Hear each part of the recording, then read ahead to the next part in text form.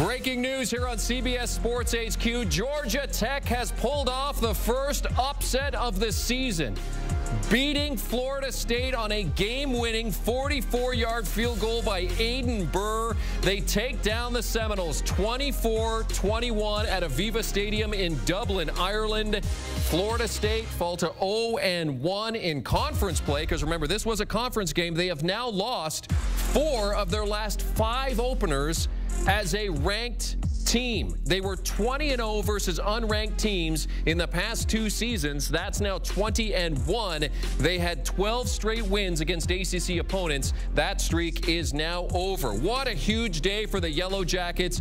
Hayden King, 11 of 16 for 146 yards passing. He had 54 yards on the ground, but of course the story is going to be Aiden Burr, who earlier in the game had missed a 50-yard field goal that would have put Georgia Tech ahead. He nails the game winner. So, in terms of the playoff hopes, remember, coming into this season, we've been talking about 2 lost teams still making the playoffs, 3 lost teams. Going to be a fight. Florida State already 0-1 before week 0, 43.5. Now it's down to 18% to win the ACC, and you see that finishing with 1 loss, now down to 0.08%. All right, so let's talk about this by bringing in our guys from the Cover 3 podcast, host Chip Patterson, contributor Bud Elliott. Gentlemen, it was a 10.5-point spread between these two. That's what it closed at, Chip, coming in. I know you guys talked on the Locks pod. You kind of stayed away from the spread in terms of the play here. But first, I just want to get your reaction to this. An upset right out of the gate as a top 10 team goes down. Well, first, let's talk about the winners here, because for Georgia Tech, this is a continuation of what we saw last year. They brought back so many pieces. You know, Haynes King, obviously the one that's going to get a lot of our attention from last year. And what did they do last season? They finished tied for 4th in the ACC. They got 2 wins against top 25 teams, and they showed that they can hang with about anybody in the conference. And so I think one reason on the Cover 3 podcast you didn't see anyone other than our own Danny Cannell confidently laying these points is because everyone recognized that Georgia Tech was dangerous. And because of all that continuity, the only unknown here was Florida State, which is where for Florida State, you come out of this extremely disappointed in a few things. Number one, that you are not able to get more out of your downfield passing attack. Some of that is going to be put at the feet of DJ Uiagalelei. Maybe it is at the feet of the wide receivers as well. But this is just not a dynamic offense through the first game of the season. And then number 2, I think that Florida defense is incredibly talented, but they needed to get a few more stops. The fact that Georgia Tech ate up so much time on some of their touchdown drives, we're talking 6, 7, 8 minutes. You know, those were times where you needed to be able to get off the field, and it wore them down across the entirety of the game. So for Florida State, a lot to work on. For Georgia Tech, watch out. They can hang with anybody in the ACC. Chip, I got to agree with you there. I thought Haynes King, passing the ball was kind of rough early in the game, but in that 3rd and 4th quarter, he had some critical 3rd and 4th down conversions, especially the one he dodges pressure, steps up on 3rd and 12, and throws an absolute strike to keep that Georgia Tech touchdown drive alive. I thought Tech tackled pretty well, and offensively, I thought Tech did a great job of using shifts and motion to attack Florida State's linebackers and safeties. They really didn't attack downhill very well against this Tech offense. I think a lot of that was they were kept off balance by Tech's play calling, and really, that was kind of the key to the game. Bud, were you surprised by how good this Georgia Tech defense actually was at stopping the things that Florida State wanted to do? I was. I think we knew they would be somewhat improved, but it's week 0, so we hadn't really seen any proof of concept. I thought they did a really nice job, right? They were able to play downhill. I think we knew that Florida State's passing attack would be kind of iffy. I think that's why most of us on Cover 3, took first half or full game unders, because FSU's intent was to rush the football, and because they don't really have much of a passing attack right now. Like DJU is okay. I don't think Florida State thought that he was going to be amazing, and the receivers right now are kind of mid, right? So their inability to run the ball better, I think, was key. And Georgia Tech allowed a lot of rushing yards on that opening drive. They made adjustments after that, and they kind of made Florida State play left-handed a bit, and Florida State could not punish them enough throwing the football down the field. Yeah, I'm glad you mentioned that, Bud, because the thing that stands out to me is everything that happened between that opening drive where it looked like Florida State was going to win by 20, and then the drive that tied it at 21-21 with DJ, I thought, doing a great job of stepping up, showing composure, and converting multiple fourth downs of 7 yards or more. But everything in between, it just didn't look like Florida State was dictating what was happening offensively. And so when you're just all of a sudden getting all this extra pressure, they were sending safeties, they were sending linebackers. There is, as Bud was mentioning, an apparent disrespect for what Florida State was going to be able to do down the field, but also credit the adjustments that were made. Georgia Tech finished dead last in the ACC in total defense last year. They go out and they hire Tyler Santucci, after he spent time with Mike Elko at Duke and Texas A&M. That hire might be one of the best hires that Brent Key has made in his very young career. Whether it's someone in the office, whether it's someone somewhere else, this defensive coordinator has been a big part of what a lot of Yellow Jackets fans are going to remember as a great win from the early Brent Key tenure. I mentioned the season opener thing with Florida State here, and the last 4 season openers as a ranked team, you see it there. The last 4 seasons ranked team, just 1 win. So obviously when you look at this, historically, perhaps it's not something to panic about, but Chip, what are you taking away from this if you're a Florida State fan, given the fact that, this isn't necessarily something that's brand new to you? Well, first of all, any Florida State fan has memory hold to Willie Taggart era. So take 2017 and 2018. Those do not exist to Florida State fans. We've just set that to the side. We talk about it like it didn't happen. Lots of families have situations like that. But there is a lot to be concerned about. There is a laundry list of things that you would like to see Mike Norvell be able to address before, oh yeah, by the way, your next ACC game, which is coming up on Monday, not 2 days from now, but 9 days from now. So they've got to do travel all the way back to the United States, and then they will open up their home schedule against Boston College. And look, they are going to be favorites again against Boston College. There's definitely going to be a desire to think that Florida State will respond in a strong way. But that same Boston College team kind of gave the Seminoles fits in September last year. So this is a very, very tricky spot. And I think that for Florida State fans, you're just hoping that you can get to the next week 1-1 by any means necessary. Then let's get into the lab and let's figure out if we can fix some of these things around the edges. I got to agree with Chip there again. I think if you get the win over Boston College, who you won't have any film on, right? Because it's a new scheme for Boston College with new head coach Bill O'Brien, who came over from Alabama. He's taken over for Jeff Hafley, who went to the Green Bay Packers. So you're not really sure what BC is going to run. It's kind of a weird home opener on Labor Day night, on a Monday night in Tallahassee. I think you did see some things here that you can feel good about, and some things that are obviously concerning. You'd like to get this win.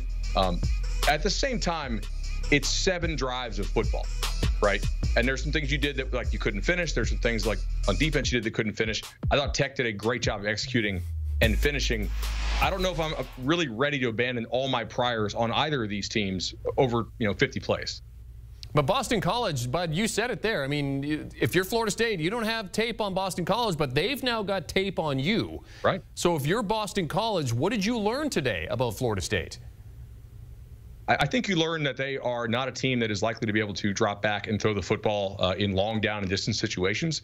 So if I'm Boston College, I'm trying to really kind of gamble to get those first and second down tackles for loss to knock this team off schedule. I think this offense is fairly capable of scoring if they're ahead of the chains, because they do have a variety of play action and slip screen stuff they can run, and the backs are pretty good. But I think you saw Georgia Tech repeatedly try to get those stuffs and those tackles for loss. Of course, everybody wants them, but strategically, it made sense to gamble and sell out for it a little bit more than maybe you otherwise would, because you're able to back them up off the chains, a spot where they're really not equipped to attack right now. Yeah, Boston College might have quarterback Thomas Castellanos, but they don't have the type of continuity that Georgia Tech has. Georgia Tech brought back 3 of their top 4 wide receivers. They brought back 1,000-yard rusher Jamal Haynes, who I thought was a huge part of the win today.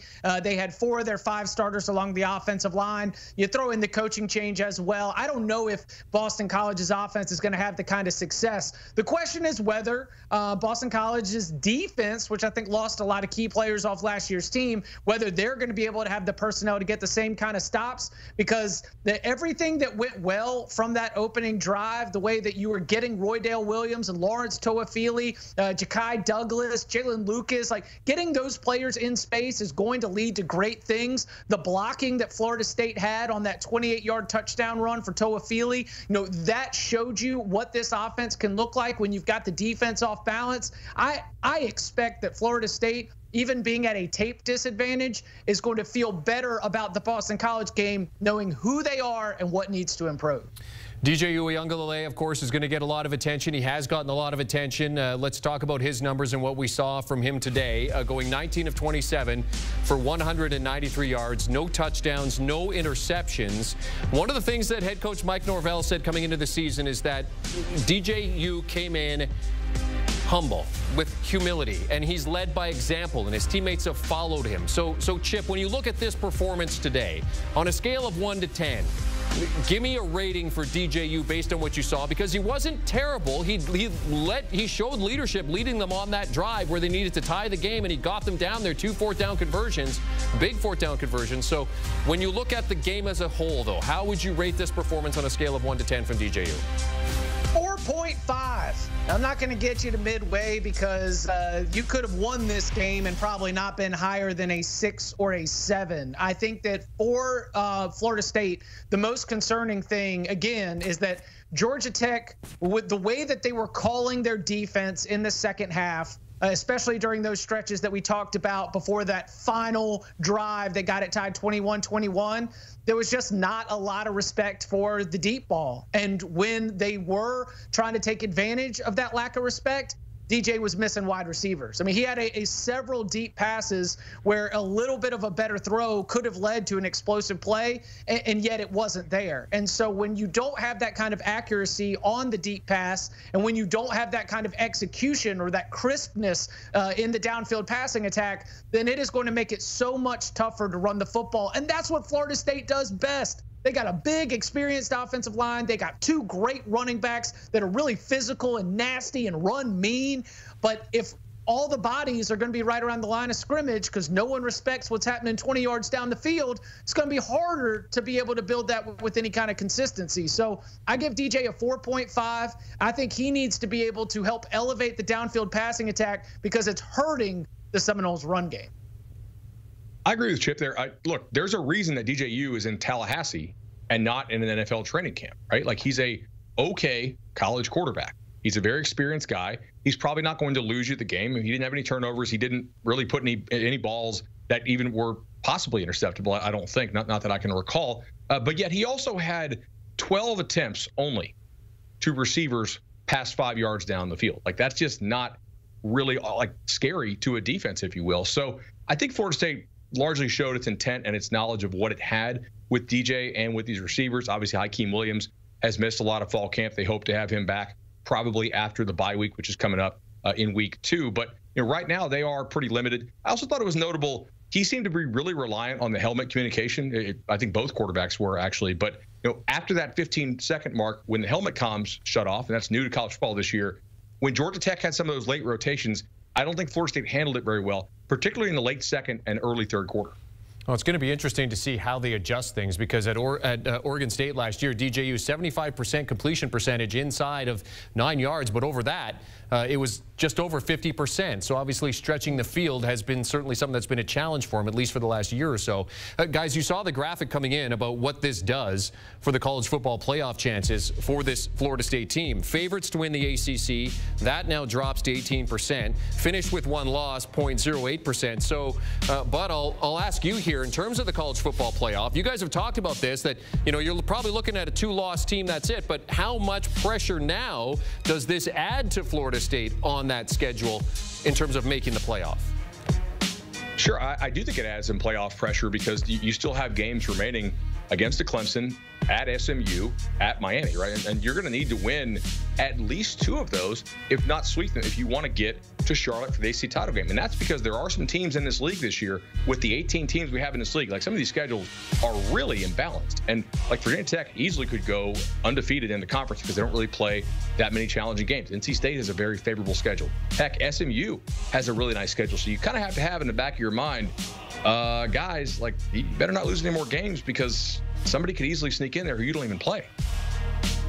Florida State has to win the ACC to make the college football playoff, but I don't have enough confidence in the rest of the ACC to say that Florida State's out of it to win the ACC.